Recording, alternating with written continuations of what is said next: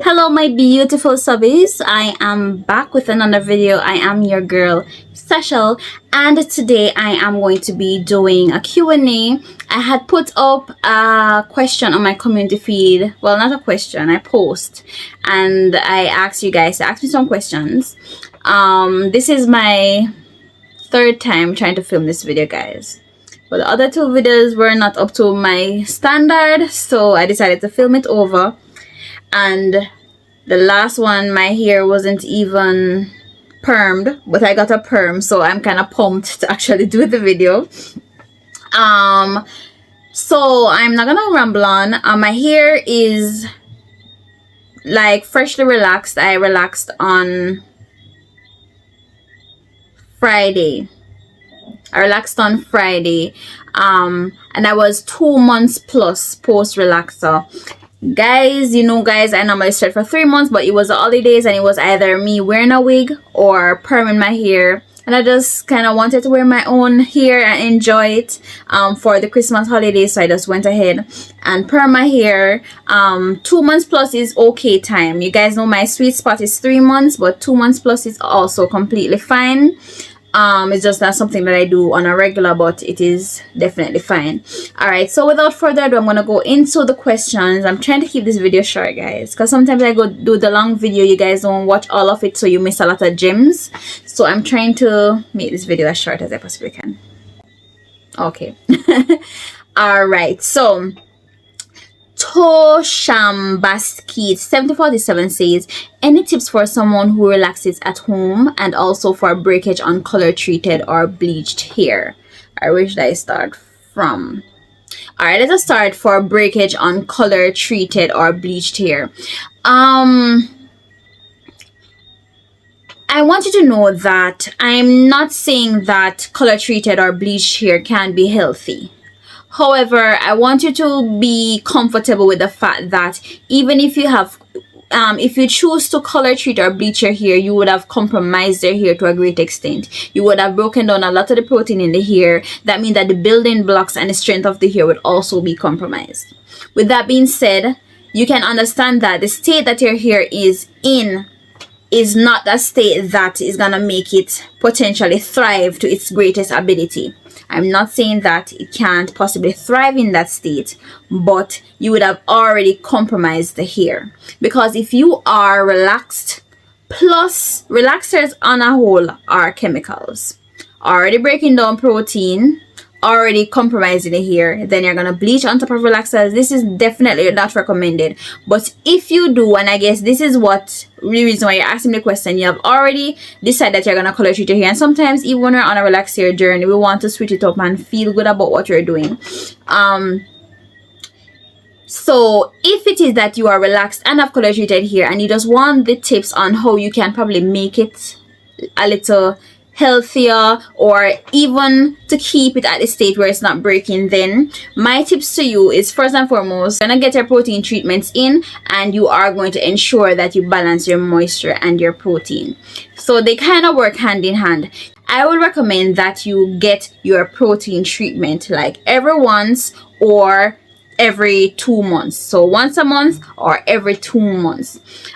This is so that you're gonna replenish that protein in your hair. If you're gonna do it every month, you don't want to always do a heavy protein. And a heavy protein for me is like a AphaG 2-step protein treatment, which I have videos on. I'll try to link up here. You can get a heavy protein starting off the healthy journey, going into a healthy journey. Get your AphaG 2-step protein treatment as a heavy protein treatment. That will get your hair in a good start.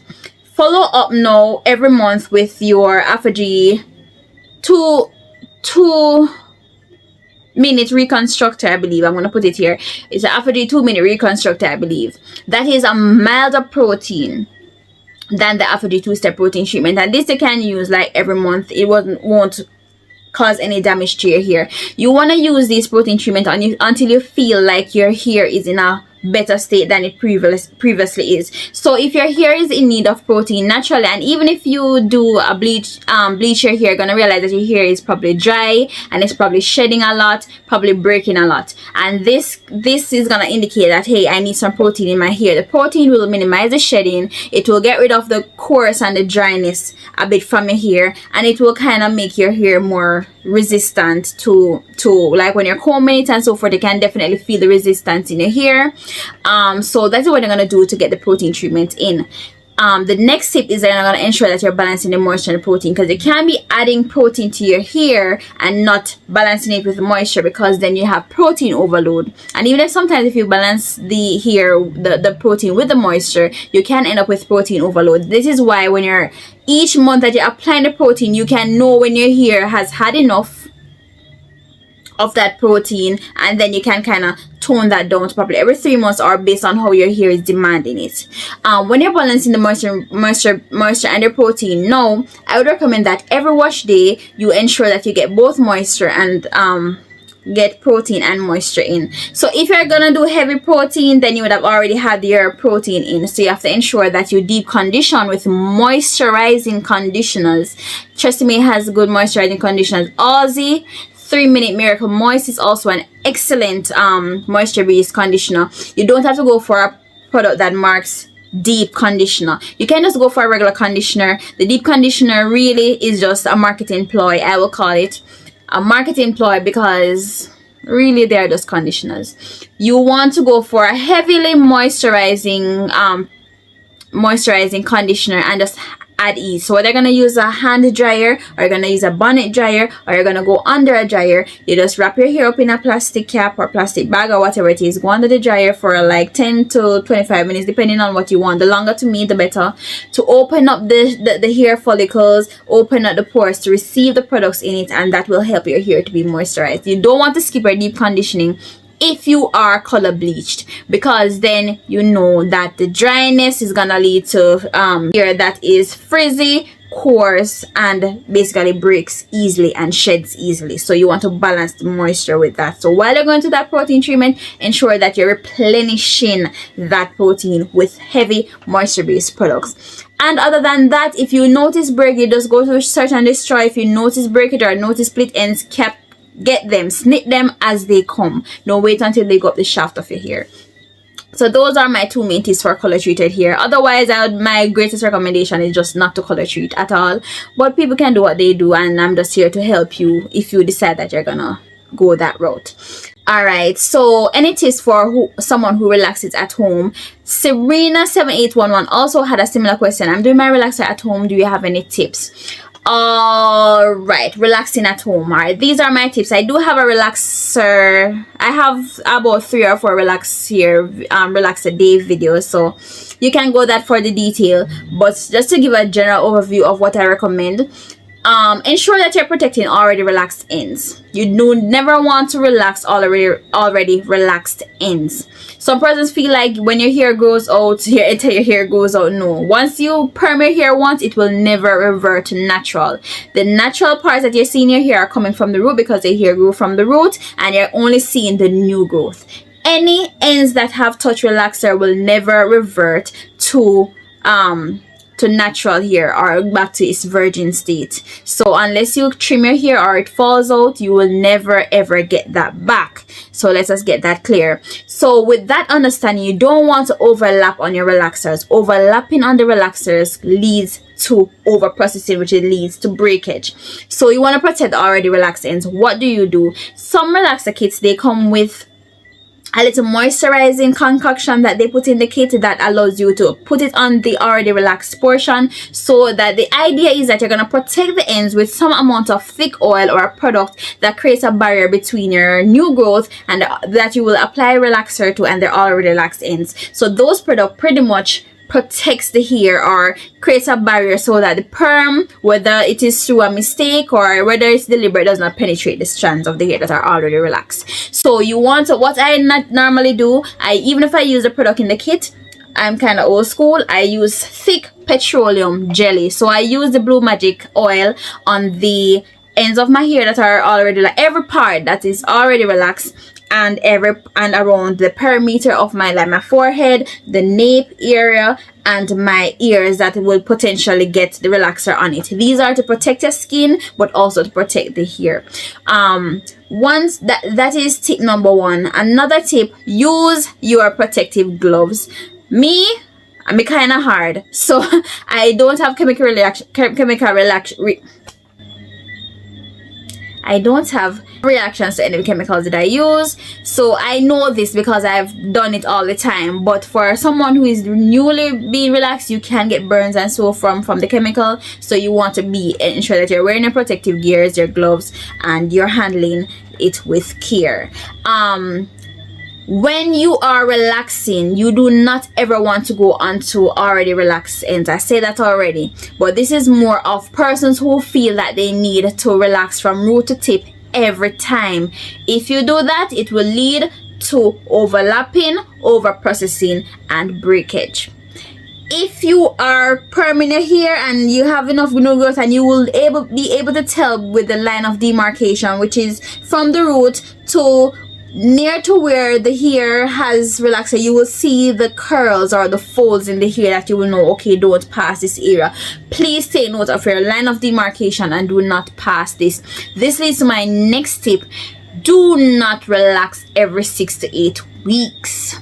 Relaxer kits are designed for not healthy hair. Relaxer kit are designed for you to achieve the look, which means that when you get a relaxer, guys, they tell you to relax every 6 to 8 weeks, because by that time you will be receiving new growth, or your new growth will be visible. So when you relax in 6 to 8 weeks, you will replenish that sleek straight look that you get when you have a fresh relaxer. We as YouTubers and gurus of hair, and we educate you about hair, we're telling you, do not relax every 6 to 8 weeks, because if you know the anatomy of the hair, our hair grows half an inch every month. 6 weeks is like, especially 6 weeks, is like just over a month. You would have been only able to receive an half an inch if your hair grows in the natural way how the hair is supposed to grow. You will only receive an half an inch of hair, of new growth. If you have only half an inch of new growth, what do you have to perm? You're naturally gonna overlap on already relaxed ends. Allow your hair the minimum 2 months, which is 8 weeks, and to me still is not a good space, because that is only an inch. I would say 2+ months or more. My sweet spot is 3 months. I always work with 3 months, unless of course in this time when I'm just taking a one-off risk. By that time now, you would have about 1.5 inches of hair growth roughly, and you have enough new growth to perm. Yes, it's gonna be time when it's challenging to manage. Put it up in a protective style and just go about the business. Low manipulation hairstyles will help, and those sort of things. It won't look its best after a certain amount of months, but at the end of the day, you will know that you are on a healthy hair journey, and having a little bit of new growth and it's tough hair it's just for a period, and it will help you in your journey. So the next tip, and a very important tip, and something that I started to do recently, is leaving texture in my hair. This ties in with choosing the relaxer that is best for you. I had a video, which is an awesome video, everybody loves that video, where I break down the anatomy of relaxers and the type of relaxers and the compositions of the relaxers and so forth. And I had mentioned that no-lye relaxers are less overall better for the hair, because it does not take away as much protein and it's not as harsh on the hair as the lye relaxers. So you find that sometimes when you get no-lye relaxers, you don't get burns. I stopped getting burns once I switched to no-lye relaxer, which is always a plus for me, because naturally when my scalp is irritated and I get burns, I lose a lot of hair from the when it's healing, and you know, it's peeling, it's scabbing, and those type of things. It cannot be good for you if you are getting burns. So I'm going to be bold and say choose a no-lye relaxer. The no-lye relaxer will naturally be less harsh overall on your hair, and it will leave a little bit of texture. I don't know if it's because my hair has gotten a lot thicker than it actually was, but me using no-lye relaxer, I don't ever go bone straight because I just apply the relaxer and rinse out immediately after I relax. Sometimes it's not as sleek, but at the end of the day, I just blow dry, I flat iron, and I am good to go. When you I won't call it, like when you process your hair, when you use lye relaxers, and when you process your hair, like the wait time, you wait and let it sit for it to until you get that sleek look, as we are already saying. Like, okay, so back in the days we used to perm our hair until it's bone straight and it's sleek and it's, yeah, but that is not necessarily the best route if you want to go. It is for the look, as I keep mentioning, but it's not the best route if you are going on a healthy hair journey. When you're going on a healthy hair journey, you want to ensure that you're calculating the time that you are applying the relaxer into your hair. So if you are a newbie and you don't know what is your sweet spot, I would recommend you go in your natural pace and you apply the hair in its natural pace, and once you have done applying the relaxer, you rinse it out immediately. You're not gonna hurry and apply the relaxer or do it slowly. You're gonna just do it at a natural, normal pace. Then you remove the relaxer from the hair. It will allow the hair, the cortex of the hair, to relax, and hence you get straighter hair. And maybe it won't be bone straight. More than likely it's not gonna be bone straight. It's gonna leave some texture. When you leave texture in the hair, that shows that the protein bonds in the hair have not been broken down to a great extent. So the cortex, some parts of it is still lifted. You still have a bit of your wavy or your curly texture, but your hair is in a better situation than if it has gone bone straight and lifeless. That means that almost all of the protein is broken down, which is not necessarily a good thing, because if you don't have protein, which is the building block of the hair, then your hair will be in a compromised position. So you want to minimize the amount of time you take to process your relaxers, and you want to ensure that you are leaving texture and no longer going bone straight, because that has been one of the reasons why my hair was thinner, and also one of the reasons why I was seeing a lot of breakage, right? So those are my tips, the most important tips to me for you when you are doing your relaxers. Yeah, those are the most important.